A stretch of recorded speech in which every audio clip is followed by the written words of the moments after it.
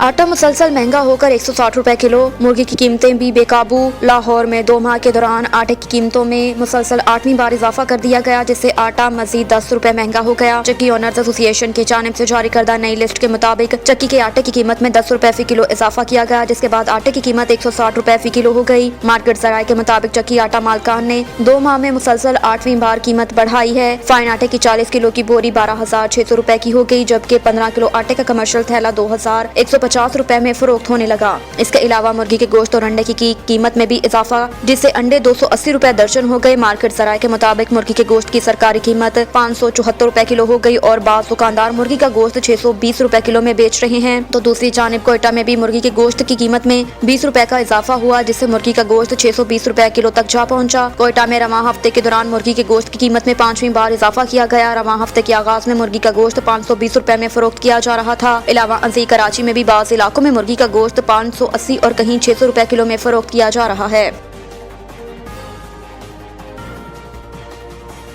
आलमी इमदाद कम हो गई मगर पानी कम न हुआ। वज़ीर आज़म का सलाह मुतासरीन के लिए बरतानवी अखबार में मज़मून। द गार्डियन में लिखे गए मज़मून में शहबाज शरीफ ने लिखा कि सैलाब पर दुनिया की तवज्जो और इमदाद कम हो गई मगर पानी कम न हुआ। सिंध और बलोचिस्तान के बड़े हिस्से में ताहाल पानी मौजूद है, जबकि जुलाई में इन इलाकों में दोबारा सैलाब आ सकता है। उन्होंने लिखा कि सैलाब में मजीद 90 लाख पाकिस्तानियों को इंतहाई गुर्बत में धकेल दिया। शहबाज शरीफ ने लिखा कि गुज़श्ता मौसम गर्मा में पाकिस्तान में आने वाली तबाहकुन बारिशों और सैलाब ने 1700 अफराद की जानें ली। स्विट्जरलैंड के रकबे जितना हिस्सा पानी में डूब गया और 3 करोड़ से ज्यादा लोग मुतासिर हुए। ये तादाद यूरोपीय ममालिक में बसने वाले लोगों से ज्यादा है। पाकिस्तान में गज़ाई अदम तहफ़्फ़ुज़ के शिकार अफराद की तादाद दुगनी होकर 14 मिलियन तक पहुँच गई, जबकि मज़ीद 9 मिलियन गुर्बत की लकीर के नीचे जिंदगी गुजारने पर मजबूर। सैलाब ज़दा इलाके अब भी मुस्तकिल झीलों की तरह नजर आ रहे हैं। उन्होंने लिखा कि यह पानी इतना है कि अगर किसी ताकतवर पंप के जरिए इसको निकालने की कोशिश की जाए तब भी 1 साल का अरसा दरकार होगा।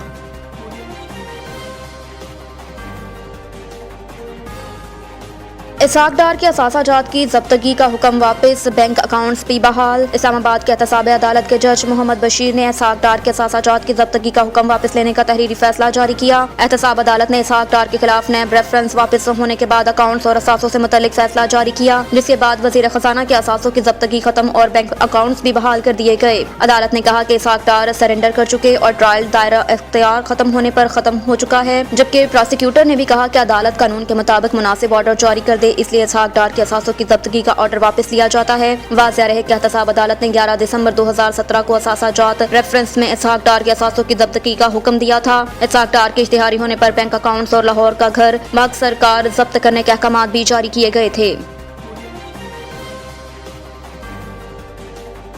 वज़ीर आला पंजाब के अतमाद के वोट में एस्टेब्लिशमेंट न्यूट्रल नजर नहीं आ रही। सहाफियों से गुफ्तगू में साबिक वज़ीर आज़म इमरान खान ने कहा कि न्यूट्रल्स पंजाब में पीपल्स पार्टी को लाने की कोशिश कर रहे हैं। एस्टेब्लिशमेंट पॉलिटिकल इंजीनियरिंग कर रही है। इमरान खान ने कहा कि PTI के लोगों से राब्ता किया जा रहा है। अब तक 3 लोग इन राब्तों की तस्दीक कर चुके हैं। साबिक आर्मी चीफ जनरल बाजवा को फिर हदफ तनकीद बनाते हुए इमरान खान ने कहा कि जनरल बाजवा करप्शन को बुरा नहीं समझते थे, इसलिए मुखालिफिन के तमाम मुकदमात खत्म हो गए। एक आदमी शहबाज शरीफ को जीनियस समझता था, देखें अब मुल्क का क्या हाल हो गया। ख्याल रहे कि साबिक वज़ीर आज़म इमरान खान ने पार्टी अरकान को हिदायत की कि अगर पंजाब असम्बली की तहलील में रुकावट डाली गई तो PTI अरकान मुस्तफ़ी हो जाएंगे। ज़राए के मुताबिक पंजाब असम्बली में एतमाद के वोट के लिए तहरीक इंसाफ ने नई हिकमत अमली तैयार कर ली। ज़राए का बताना है कि पार्टी की सीनियर लीडरशिप की जानिब से इमरान खान को सूबाई असम्बली में एतमाद के वोट के हवाले से ब्रीफिंग दी गई। ज़राए का ये भी कहना है कि इमरान खान ने तमाम पार्टी अरकान को हिदायत की है कि 11 जनवरी से कबल एतमाद के वोट को यकीनी बनाया जाए और अगर ऐसा ना हुआ तो PTI अरकान मुस्तफ़ी हो जाएंगे।